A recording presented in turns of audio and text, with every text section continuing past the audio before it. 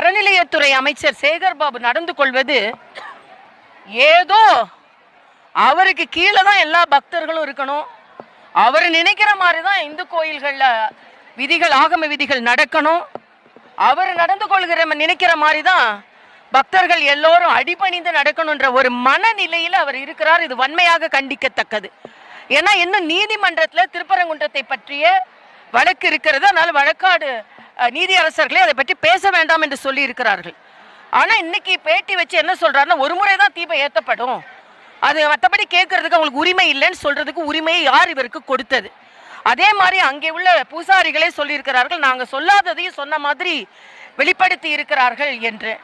ஆக இன்று ஆன்மீகம், குறிப்பாக இந்து தர்மம் மிகப்பெரிய சவாலுக்குள்ளாகி இருக்கிறது. கனிமொழி அவர்கள் சொல்கிறார்கள், எங்க பாரதிய ஜனதா கட்சி ஆட்சி செய்கிற இடத்துலலாம் எங்க மத நல்லிணக்கம் இருக்கிறது என்று கேட்கிறார்கள். மத நல்லிணக்கம் இருக்கிறதுனால தான் அங்க மக்கள் அமைதியாக இருந்து பீகார் போன்று மறுபடியும் வாக்குகளை கொடுத்து கொண்டிருக்கிறார்கள்.